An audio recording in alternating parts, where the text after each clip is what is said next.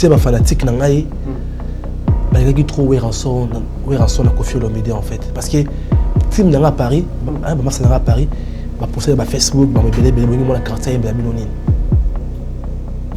Ah, c'est notre demande. C'est notre demande, il y a audience ou bien ba fanatique na yo ba c'est la musa na OK na ngopi te mama c'est James toujours les Parisiens dans Paris.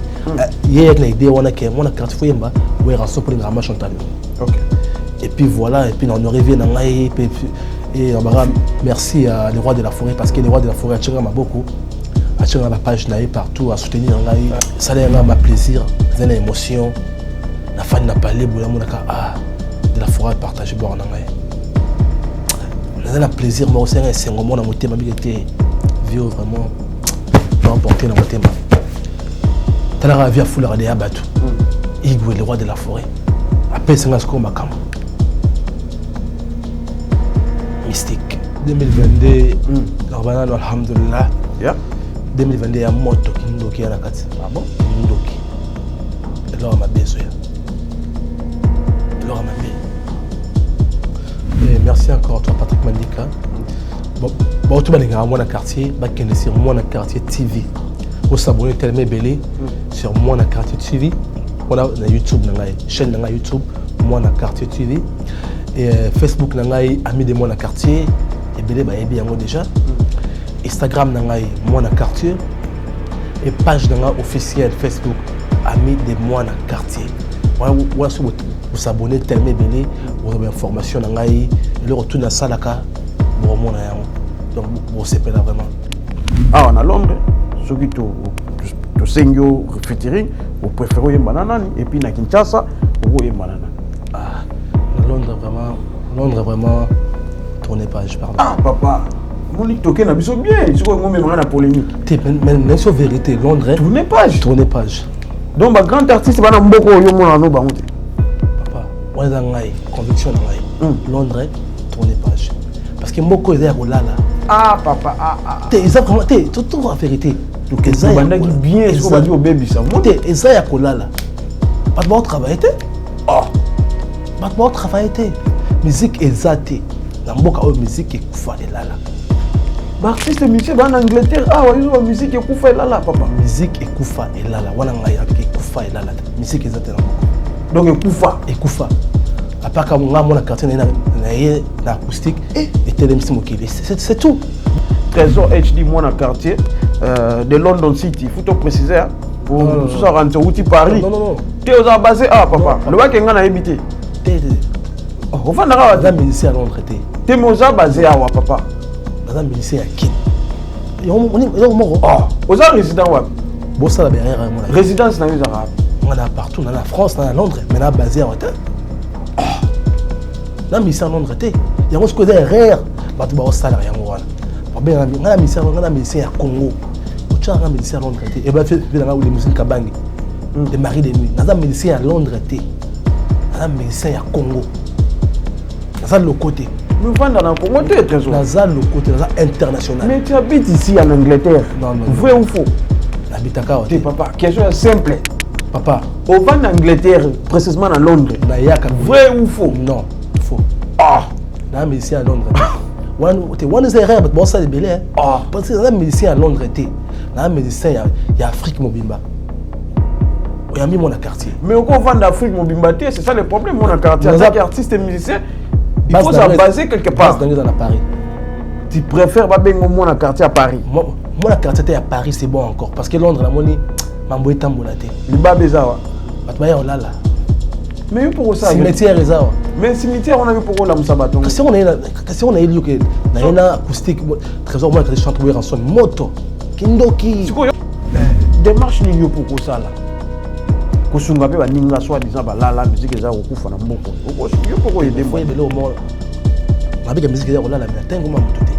Ngapi na tango ma mututé? Musique eza ya kola. Pour musique eza kana mo. Kasi yo poko aider bato ba yembaka ba belo la mo. Bato yembaka ko te. Na yemba ngote na.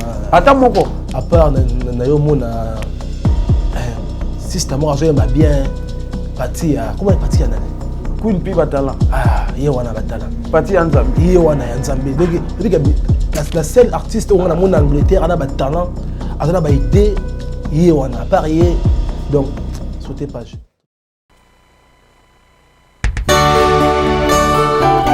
Samson, le roi de la forêt, Ngama Makanda. Yoka, moi na quartier, trésor HD. Kindoki.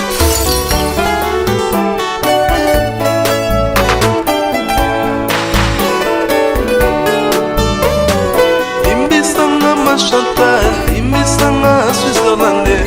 Moena kangela bote na yo motema jalife. Ozali solo portrait ya mama nanga Elise. Mama ya botanga kufa tikaki foto te. Soki nga namoni yo vraiment souci ya mama. Namonaka neti kaka restriction na yo. Yango nga nalingaka kozala se pene na yo.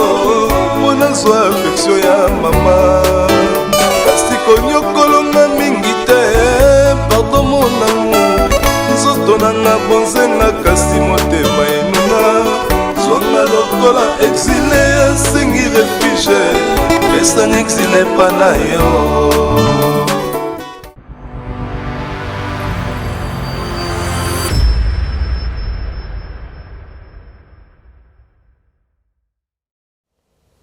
Bonjour et bonsoir, bienvenue dans votre émission Face to Face avec votre humble serviteur Patrick Mandika. Toi, on est à London City.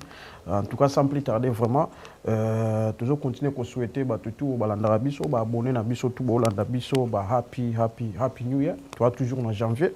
Et donc, te souhaiter bino année moro kitoko 2022 année moro ya bonheur. Donc, c'est ça. En tout cas, sans plus tarder, vraiment, on a présenté bino l'artiste. C'est tout pour la première fois. Tu as une émission na biso. Na combo ya Trésor HD. Moi na quartier. Avant de nabiso na Londres. Awa. Bonsoir, artiste. Bonsoir, Patrick Mandika. Bonne année à toi. Bien habillé. Hein? Merci. Ah, habité musicien ou bien sapeur? Toutefois, artiste déjà. Mais idéologie vient beaucoup, les alara toujours. Il faut toujours bien habillé. Tant qu'artiste, il faut bien habillé, ça l'ira bien. Vous êtes vraiment bien habillé. Merci vraiment. En tout cas, on a habité, c'est tout pour la première fois. On a habité présentation rapide, vraiment, on a abonné, on a tout, on a tout, on a émission face à face. Mais quand on explique sur moi, Trésor HD, moi, dans le quartier, on a musique quand? En fait, moi, dans le quartier, déjà, la banni musique, on a moi, déjà dans le Congo, la Kin. Tant que la toi, banamike. Maman me sonne avec Kodim, c'est rare la zone de Saint-François, on a mon amouké, tout collé na yango et puis à sortir après bah vient nanga bah dodo kibinda bah ville bah na kitambo bah je répété côté na biso on a qui n'a rappelé on a bah vie tout répéter ensemble et puis voilà après tu es Paris le long de la Angleterre toujours dans Moussala nanga. Toujours dans Moussala na yo ça fait un bon moment j'aime so à London City. Mais quand c'est que nous tant qu'on à Londres artiste ni nous écouter na mboko on peut motiver qui au continuer pour ça musala au lobby au bandagi depuis Congo mboko to na koma qui écouter qui vient ngai personnel Steve Mbanza nazala qui na c'est l'artiste on a mona na mboko Steve Mbanza nazala na ye mpesa ngama courage a motiver ngai na vie na ngamo Eric Madilou na mboka lia et puis voilà car on écouter na mboko. Tant qu'on commence en Angleterre, est-ce qu'on intègre qui groupe Morobo, bientôt Bandaki Yomura Koemba, en tant que musicien solo, Bandaki carrière solo, Yomoro bien, ils ont travaillé dans un groupe, pour un groupe, ils ont moins trop. Franchement, sans te mentir, Mandika, dans un groupe T. Mais dans une vie, dans un Morobo, il y a un concert, tous allons travailler ensemble, aimer Bongo, les grands leaders, les Mbiaka. Abenga tous allons travailler ensemble dans un groupe naïe tous allons dans un groupe thème zaki moi zonzing soit au bêta concert mon quartier artiste tu as moi poids viens Benga naïe na cheveux poids tous allons ensemble à part vieux bongo franchement c'est les carones tous manayebité vous avez déjà pembe na artiste le rôle aimé bongo au pas confirmé à niveau ba Kinshasa tu es bien artiste aimé banzembo ba mandundu et tout donc tous ça respecte vraiment aux allons vraiment na moins expérience à musala na Congo et puis babongo wana babandi mundule lelo te donc siko yo ngala ngina yeba nanu elo oni vraiment essayer que non au se sentir que non ko sala makambo tout yo moko sel solo carrière solo yo moko sans babongo et tout non exactement que ka ba master ka ba que non conviction na yo moko faut savoir nga banindule na kin na Kinshasa na Gitambo na betla ba vélodrome ba terrain municipal tout bête belé mais na mutu moko na benga Dems Kitoko les Parisiens on a producteur na ngai OK mutu moko changa poa na solo bandulo yo o mobike mon quartier à soutenir yo aux allant solo yi mutu cha poa ba capacité on a za na okati na ngai angi makena bimisango pour ba comprendre qu'il comprendre donc Dems Kitoko les Parisiens mutu changa poa en même temps na kin dans un orchestre na kin déjà na kin ça fait au moins 5 ans OK il y a na kin bazala kitambo wana donc voilà Dems Kitoko les Parisiens tout vraiment changa poa na makambo na ngai ba studio ba clip bozo mona ba bien maramutu ba bien tout c'est Dems Kitoko les Parisiens et Julie Cooper Miss France vraiment changa poa outi ko loba keno zana équipe au bien orchestre na Kinshasa. Je te bien vivre en Angleterre, n'habite au manager en Nengeni. Ça fait beau travail comment? Non, non, chef d'orchestre na kin. OK, responsable à Zakuna. Moi pour la kendara kin, ça fait au moins 2 ans qu'il a kinité. Parce qu'il y a eu malade ba corona yaki, moi qui nous a quitté mais ma solo ça bien, bon travailler vraiment bien. Ngamour depuis peu de temps dans 2-3 mois dans la kin dans la voilà pendant 8 mois pour travailler parce qu'il bientôt ton lancé album sur le marché. Comme on a énorme au para et ma calamité donc franchement ma mutueuse m'a bien on a vraiment à l'aise parce que Dems Kitoko les Parisiens à Ochama ma paquet vraiment en même temps ma mutueuse vraiment à l'aise et qui est bien ma mutueuse bien qui est à l'aise yo zana moins chance aux ana mutuna ya zo tia au poids pendant que l'artiste est belé bazo les producteurs ba sponsor et tout nangi suto yeba moi muke par rapport à mituna oyo to bongisi awa na émission na biso ya lelo mais na ba événement ebele pe na Angleterre awa tout le monde na matanga ceux qui artiste moko akufi ba artiste ba robeta comme pe ba événement mususu oyo ba producteur le roi ba Jean-Marie Lutete ba organiser un concert mais présence nous vraiment ça l'a raté présence nous pendant en que artiste et musicien tout le monde a vraiment présenté pourquoi Mandika et puis moi ça trop dans Paris ça trop Paris et puis événement belé kana mboko na beta pe belé ceux qui beaucoup tala ba YouTube bon na événement belé na beta to la vient na biso personnage Steve Manza to yembaka biso to misiambo ba misiambo ko ba yembaka na pe benga na sa participation na ngai na yaka wana charapoa mais ngana trop Paris Hermor Londres donc Hermor ba ya ba benga vraiment na tenter mais ceux qui na ma attendre na ma libre Azarana pour na bango na charapoa na pesa on a ça. C'est quoi attaque artiste et musicien Trésor HD mon quartier. Ya sikanini oyo émission na musique surtout beaucoup plus na ndule ya Londres en Angleterre pour yo moko yebi awa vraiment ndule bataleza mais ça les autres ça m'a bien mais to évoluer vraiment te ndenge sengeli to na niveau te sengeli to zalela. Attaque artiste et musicien ba boule nini ba stratégie nini oyo ko ajouter ou bien qu'on bâtit ça les locaux bandés comme ça déjà bah ça là en Angleterre pour au tiga pe moi pointe na op un jour bah le bela on a barra que moni et l'équipe travaille ça il faut se donner vraiment à fond il faut travailler au monde les lots moi la quartier MB rançon les rois de la forêt a travaillé na baxi bleu rasika donc il faut qu'on les sala na yo moi la musique sur les locaux na yo moro lingi le royo salaka et puis voilà yango wana le faut linga yango mo ke biso bana quartier to yela na ba style moro be rumba mais la rumba te mais la rumba ba comprendre te ba tu ba comprendre te na si bande ko balanda biso baza vraiment connecté partout bazali o balinga rapenda ko landa émission na biso face to face ndé to lobaki lo to wana moi na quartier Trésor HD artiste et musicien basé ici à Londres. Mais ndinga lobby a rappelé trop Paris, ya Kinapé Kinshasa d'ailleurs toute équipe ils a déjà dans le niveau ya Kinshasa. Mais quand on se fait moi muké yoza congolais combattre belé puis bolanda biso banga musique congolaise et puis expliquer son idole na yo na Congo azaranan bête artiste musicien oyo monaka côté vraiment tant monaka yo kakae baxela ko moi ba intelligence moko boye encourager awe ça comme ça là oyo ndenge ye asalaka franchement idole nanga liboso personnellement encore Pépé Calé.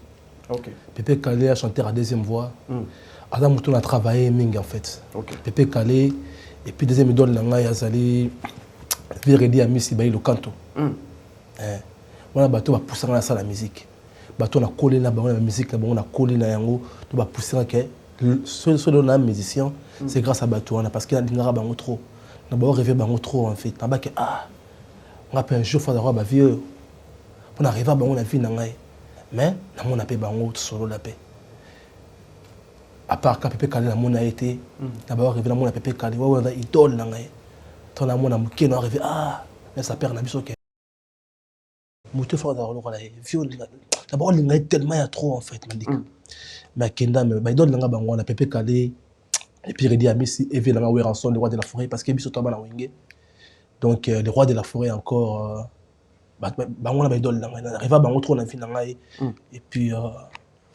voilà quoi et sans oublier encore mon vieux Madilou système paix à son âme bango le vieux Madilou système PO déjà paix à Tikabiso lelo tu es kolobela beaucoup plus au piste na yo biso mais c'est la biso mikolo donc the latest élément où ya yo attaque artiste et musicien mais avant ça bandeko voilà na biso peut-être batikala kolanda musique na hote bon to solo na suka pona côté ya plateforme na yo côté ba fanatique ko be ba balanda biso côté ba ko komona vraiment kolandela misala na yo bien mais toke na acoustique oyo outi ko bete la biso en tout cas premièrement nanu félicitations à nous. Merci. Pour l'encourage et puis pour la volonté et tout. Acoustique autour de la biso. Nous avons mélangé des chansons. Il y a des grands artistes à Mboka. C'est Weranson et Kofi Olomide. Nous avons Kiyo. Naki Trésor HD. Pour rôle goye manze moi mutume qui yo et que ça la donc faut mettre moi mouké donc en tout cas de ma part félicitations à nous. Merci. Qu'on affronter Babylone il y a un grand bongo c'est pas facile mais quand lorsque sur moi mouké pourquoi choix il y a des artistes wana en fait parce que dans bango mbadano les bazana bana ba icône ya Congo ba sali trop na mboka na biso mon vieux Kofi Olomide parce qu'il y a un coconut.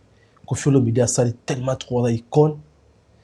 Donc, et Weranson, le roi de la forêt, à la vie, moi, comment a sali la musique congolaise. La musique, donc, a sali tellement trop. Donc, on a fait un peu de staff, mon quartier, il faut mettre acoustique. Parce qu'on a dit que acoustique, parce qu'il y a des mais, d'ailleurs, mon amasse, James, c'est toujours les Parisiens. À Paris, des millionnaires. Paris, hein? Bah oui. J'aime toujours les Parisiens à Paris. À Benga, parce qu'il y a un manager dans Paris. Ok. Je ramènerai tout à Paris. Je peux ça aider. Tellement il y a ma Chantal Mingi. Il y a ma Chantal. Et le cas où il y a vieux Kofi Olomide, Sangisa Yango, Pesa Yango, donc il pèse sa moto. Donc, avec une idée, Nayoki Yango. Tombe Kanan. Et voilà, tellement de rabatouana, d'ora rabatouana. Quoi, d'ora est un peu moins trop en fait. Baba Nzambe était la ligne rabat. D'ailleurs, qu'il est une idée, attendant qu'il était déjà bien. Et puis, toi, il y a et puis voilà en fait. Félicitations vraiment. Tu es vraiment assez pédé dans le mélange. Il y a tout ça des artistes. Des chansons et puis icône en plus. Oh, bah ça les belé, bah on continue toujours pour ça là. Mais là on a une question on a tout na ki non bah icône na yo bah tout c'est pas vraiment donc bah modèle na yo on c'est pas vraiment musique congolaise ou mi balé mais mi ça tout Redi ne goûte mutaza vivant. Mi balé papa Pepe Calé na Madilou système et le roi de la forêt Weranson. Na le roi de la forêt Weranson donc mais c'est comme si ngé ça la peut bien ce qu'on meka ko un peu ko koyemba pe biloko Pepe Calé na musé moi muké kozoko moni pour artiste à coup faraté quand même pour ba œuvre né ça la rekeno to kanisa bango toujours mais pourquoi pour poner kaka Weranson na Kofi Olomide pendant que bango baza toujours vivant bazo travailler vous appelez ba idole mususu yo c'est na bango pourquoi pas yemba ki ata moko waza suna bisoté pour na toujours ko la musa moi muké misa batika question vraiment pertinent question na yo vraiment eza ebi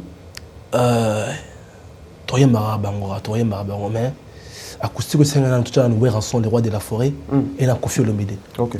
Parce que bon la minute va ba icône ba ça les belé na mboka na biso. Pepe Calé paix à son âme mais non yemba ka vie parce qu'on a vie na biso to yemba un jour to sala yango mais c'est ma fanatique na ngai ba ngaki trop wera son na Koffi Olomide en fait parce que team na Paris ba massa na Paris ba poster ba Facebook ba me belé bongi mon quartier ba binonine. Ah, c'est notre demande. C'est notre demande. Il y a audience, bien, fanatique, c'est pour l'amsa. C'est pour l'amsa. Tes mamans, c'est James toujours des Parisiens dans la Paris. Il y a une idée, on a que mon carte fouemba, où est rassort pour les grammages chantal. Ok. Et puis voilà, et puis on revient dans l'aïe, et merci à les rois de la forêt, parce que les rois de la forêt, à Tchenga m'a beaucoup. À Tchenga ma page naïe partout, à soutenir dans l'aïe. Tous ceux qui, en tout cas, à encourager, et puis à féliciter. Féliciter l'aïe, bien sûr. À partager, eux même quand même. Bah oui, c'est. Cause en réaction à bon repos, et bien, les gens qui ont été karaté, mais qui prennent pas monter. Mais quand même, yo, aux yeux réaction à Yémo de la forêt, est-ce que encourager ou ça les sous? Eh bien, Mandika, ça a ma plaisir, ça a une émotion. La fan n'a pas libre, de la forêt partagée bord en anglais. Ça a plaisir, mais aussi c'est un moment dans mon thème, qui était vieux vraiment, pas emporté dans mon thème. T'as la vie à foule à des abattus. Igwe, le roi de la forêt. Après, c'est un asco macam. Mystique. Mais tu veux que les gars toujours ben faux na yo pour biso faire mission tout ça mon investigation na CC mon devoir na biso des ala rara c'est comme si de la forêt pe à lobby mkoloke Kinshasa fo lukai est-ce que tout mon raté tout la lit tout la buki boy trésor mon na quartier HD na maison mère pour ninge ke buna mo na tamsu bu test boy ba mo na orchestre bon na habité yo mom to yeba mais ndeto yo keli yemo ko wera son de roi de la forêt c'est on a Kinshasa un jour tant au coma bo solo la 4 et bien merci na la rabiso déjà to yeba so ke côté orchestre merci encore mon vieux le roi de la forêt question on est à parler là déjà OK on est à parler là ngai bongi musique maison mère da parler là ngai est-ce que on pas vie là ngai na travailler na vie là ngai ata quelques mois et après ma bête à icône, pourquoi pas. Mais en même temps, on a mis sur la carrière solo. Mais si on n'a pas vu, il y a pas ma berra à péter. Il y a ma cam. On peut se ma cam, on peut se ma cam. C'est ça. On peut se ma cam, on peut se ma cam. Donc c'est ça. En tout cas, merci vraiment. On nous répondre à la question. On a besoin de sur autour. Na mon on peut-être tout voilà, on a besoin satisfait par rapport à la réponse aux autres pays. On a habité on a préféré na tout na bino artiste beaucoup plus dans à Londres na na tout na yo est-ce que après acoustique yo ba projet d'avenir il y a Trésor HD moi na quartier zani tous l'album single les oya ou bien acoustique monsieur sur Hollanda après pour nous préparer ba fanatique no tout Hollanda biso na 2022 oyo bombe ba fan noni 2022 rabana alhamdulillah 2022 ya moto kindoki ya nakati. Ah bon? Kindoki. Elora mabe zoya. Elora mabe. Fongo la biso elora mabe ni. Elora mabe. Tozo concert mo Gaillard na Otu. Elora mabe. 2022 disque mo zo na maman na featuring. Bah déjà fongo la biso na 2022 norme yo para ezobima. Album na nga ko norme yo para. OK. Donc qui peut me stopper? On a bien Kinshasa. Kinshasa. Mais tout ça, tu travailles dans Awa. Mais à partir de Kin, à Péroya. 2022 à Kindoki. La musique Bakoko. Donc, on peut s'en attendre. 2022, vraiment, on va vraiment travailler dur. Pour travailler, pour travailler vraiment tellement dur. 2022, Kindoki. Okay. 2022, tout là, au CPL Sabandeko. Et puis, ma fan, les pégas, tout c'est na acoustique, donc c'est ça. C'est quoi, la biloko autour de ça là, la bande tout Hollanda, Trésor HD, moi dans quartier, artiste et musicien basé ici à Londres, mais on a pas fanatique par-ci par-là dans le monde entier.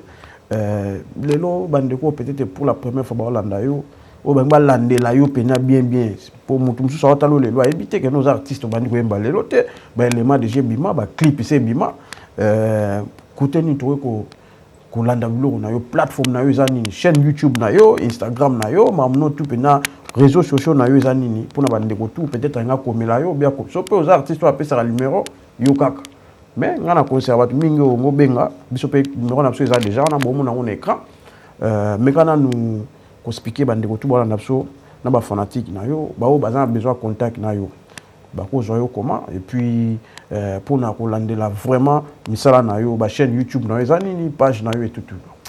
Et merci encore à toi Patrick Mandika.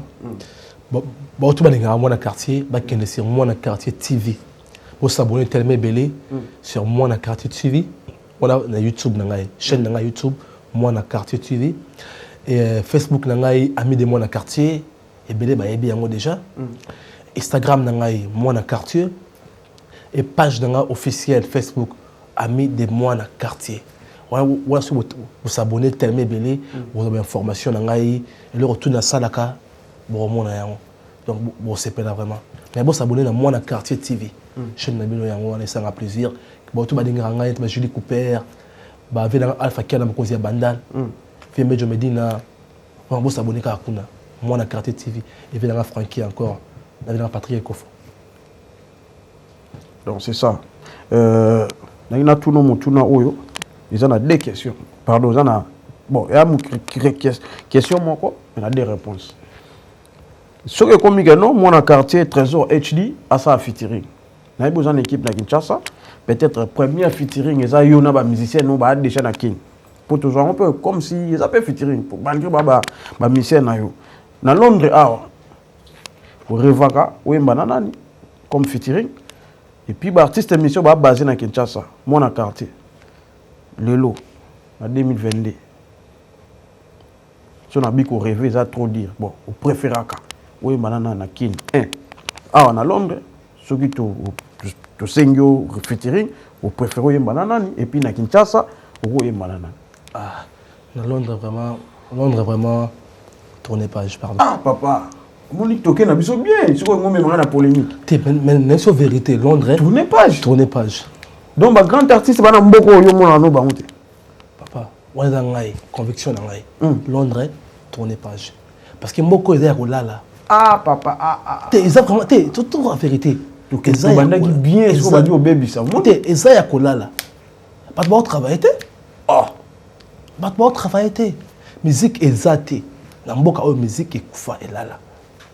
Artiste monsieur en Angleterre ils ont musique ekufa elala papa musique ekufa elala wana ngai avec ekufa elala musique ezate na mboko donc ekufa à part quand nga mona quartier na acoustique et télémisi mokili c'est tout donc à part moi na quartier na acoustique na ye o abimiseli biso o yembi le phénomène Werason et so vient na so ngambeli Koffi Olomide ba otu batikali ba la musique elala ekufa à part masa na moko grand soliste, Laurence Manzangi. Chanteur, à part Manzangi. Donc, il y a raté, au moins on a répété. Tokunda. C'est ça. Ils ont à propos d'artistes et musiciens. Trésor HD, moi dans le quartier de London City. Tout ça pour encourager vraiment à consommer acoustique. Ils ont pour une bonne musique, une musique congolaise. Rumba mora bien. Donc bon landango na chaîne YouTube na SAPC na Kinshasa siko na qui question na kutengi kimanga na kin na kin na boulera que un jour na malavi nga bailo kanto Freddy Amis n'arrive trop na l'avion donc faire sortir c'est là nga char de poule na l'avion na tellement donc idole nga donc avant na kufa un jour na vie fina malavi ona bailo kanto. C'est possible. Et puis, soi-disant, ça l'aura bien. Moi, c'est un radef que je connais les Parisiens. Tu vas paquer, tout ça, après ça, tout ça. Et je vous promets, pour bientôt, 2022, moi, je vais c'est possible. C'est possible. En tout cas, félicitations et belle. Tout comme il presque vraiment fait émission à Bisso pour Nalelo, tout le bagi tout yamba. Trésor HD, moi, dans le quartier de London City. Il faut te préciser. Pour tout ça rentrer outil Paris. Non. Tu es basé papa. Le bac est en habité. On va dans un ministère à Londres. Tu es basé à papa. Dans un ministère à Kin. Aux résident Bon ça la berrière mon résidence na les arabes. On a partout, dans la France, dans Londres, mais on basé à Londres. Dans ministère à Londres. Il y a un peu derrière. Bah tu vas salaire yango wana. Pour bien dans la ministère à Congo. Kucha nga ministère à Londres et ben fait dans les musiciens kabangi de mari de nuit. Naza médecin à Londres, naza médecin à Congo. Naza le côté. Mais vous vendez en Congo, tu es trésor. Naza le côté, naza international. Mais tu habites ici en Angleterre. Non. Vrai ou faux? J'habite à Kaote. Papa, question simple. Papa. Au vend en Angleterre, précisément à Londres. Vrai ou faux? Non, faux. Ah! Naza médecin à Londres. On est erreur, mais bon, ça est belé. Parce que naza médecin à Londres. Naza médecin, il y a Afrique Mobimba. Il y a mis mon quartier. Mais au vend d'Afrique Mobimba, c'est ça le problème, mon quartier. En tant qu'artiste et musicien, il faut se baser quelque part. Base dans Paris. Tu préfères Babengo mon quartier à Paris? Moi, mon quartier à Paris, c'est bon encore. Parce que Londres, la monnaie, mambo est tambolaté. Liba Bezawa. Batouaya olala. Mais pour ça. Cimetière Ezawa. Mais cimetière, on a vu pour la Moussabaton. Si on a eu que dans une acoustique, trésor, moi, quand je chante en moto. Kindoki. C'est quoi le rôle là. Pouvoir ancestral. Yangoana. Kindoki, le problème est trésor. Le rôle là, il y a une acoustique, il y a un son, on a Koffi Olomide. Et ça peut bien pour la fierté, en Angleterre, on a Baptiste Angleterre. C'est pas grave. Si on a un qui vendre à Awas, fierté, on a peu moyen, bisous, à Londres, tout est là, on te le nom, tu n'as pas ça. C'est pas le lobby bien. Mais quand il y a un musicien à Londres, on se dit ma bête parce qu'il y a un musicien à Londres.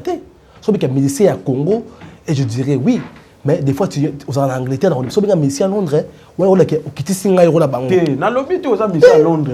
Musicien à Londres, et ça, on a une commission locale. Ah, voilà. Merci. Et là, on a une localité. Une question qui est simple. On a comprendre. Vous êtes résident à Wate. Vous vendez à Angleterre. Ah, on appelle à Paris. Donc, on a résident à personne ne ah, moi, on est à Paris. Donc, vous pouvez bien musicien à Londres. Musicien à Londres, parce pas de problème. On a le côté, on a un musicien, on est à Oyoyebi. On a un musicien à Congo. Sauf que trésor, moi, dans un quartier basé à Londres et Paris, je dirais encore oui, bien sûr, qu'un musicien à Londres. C'est une démarche numéro ça. En tant qu'artiste et musicien, trésor HD, moi, dans un quartier. Vous avez, bon, tout écoute, on a tes potes, on a trop. Le quoi, bah, mboko yo, obi musique et koufa, bah, ça rolala. La musique est koufa. Problème, ils ont raté, ils ont rolala. Problème, bande ko balanda biso ko base ba mo ba yebi côté baza na ba propos yebi moi mutu na mutu jije on ndenge na ye ezaka etali avec la musique a ya kolala wana solo en vie na yo on vie na ngai problème ezati eza oza na droit mais est-ce que démarche ni yo pour ko sala ko sunga pe ba ninga soit disant ba la musique eza ko kufa na mboko ko yo pour ko aider moi belo mo avec la musique eza kolala mais tango ma mutu te ngapi na tango ma mutu te musique a ya kolala pour musique eza kana ngote kasi yo pour ko aider bato ba yembaka ba la muka ah bato yembaka ko na yeba ngote na ata moko à part na yo mona système azo yemba bien parti comment est parti nani Queen P batala ah ye wana batala parti ya Nzambe ye wana ya Nzambe donc la seule artiste au monde en Angleterre a ba talent a ba idée ye wana à part ye donc sautez page tout tourner. Merci, tu sautez page vraiment. Merci d'avoir connecté l'émission face à face avec votre humble serviteur Patrick Madika. Fier, donc j'habite ici en Angleterre et puis tout ça basé en Londres. Pour nous ça tout ça la derrière pour émission monaka. Donc c'est ça en tout cas le tout ça qui na artiste musicien Trésor HD mon quartier avec qui collègue a beaucoup plus ko signaler bato baningaka musique vraiment au bosser la musique à Congo qui est acoustique na isa déjà dispo papa mon ngai na komi na presque na fait émission pour na lelo tout soli presque tout au PCP déjà ba contact na yo et puis pour na préciser encore bandeko ba s'abonner na chaîne YouTube moi la quartier TV et ça vraiment bien moi la quartier TV Zawana pour s'abonner franchement et ça a encore plaisir pour na dédicace ba toi nga mabanga osona ba on do ba ero ndingo za na studio dédicace ba tu ngai te bato nanu o ba bimite na acoustique ko ba bimo na prochaine disque ou bien album ozo bongisa vraiment ba sa nini ba benga ba komelo ba komara OK problème en tout cas moi ben remerciement na bato na yo et puis remerciement encore à mon vieux oyanga ya palais babi qui embarque tabou yanga ya palais remerciement à Dems qui toko les parisiens babi que papa cache l'Europe Dems qui toko les parisiens ngezi lo ozo lekela ngai ozo boya Londres oza trop bata Paris papa ah papa otunga ba remerciement vandara awa travara awa non trop Paris Continuez à me remercier. Sinon, des émissions aussi. James Kitoko, les Parisiens, moi, à Paris. Moi, que Julie Cooper, Messi à France. Fio à Tonda, Bomengo, à mon ébélé. Sans oublier Patricia Kitoko, Messi à France, mon thème Anthony Gallet. Sans oublier encore mon vieux.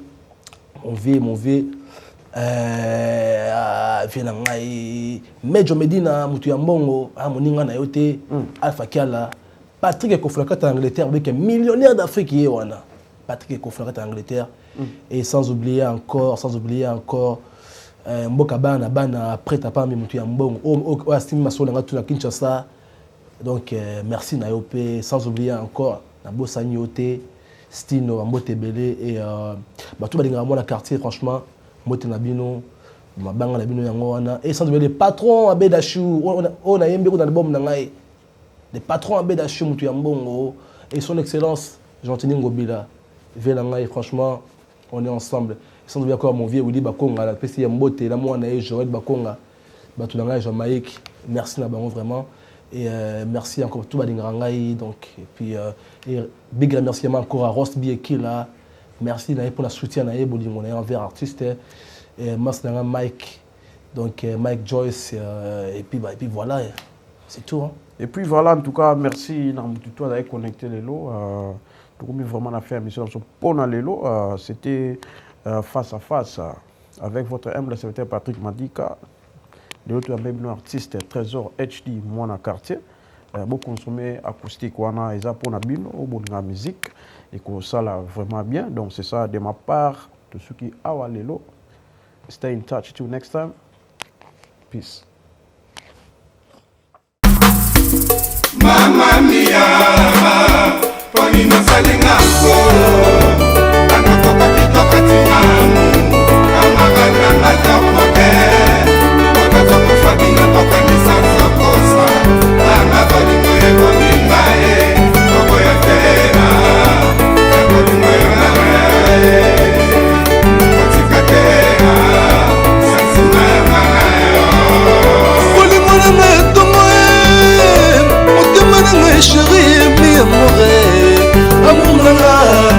Sande kakayo reviens Zoma mi amore Amuna Sande kakayo Mamma mia Oh mamma mia Mamma mia Fanya star Marisha Kalenda Madok Paco Boy, Anga Bali Moye Gominga.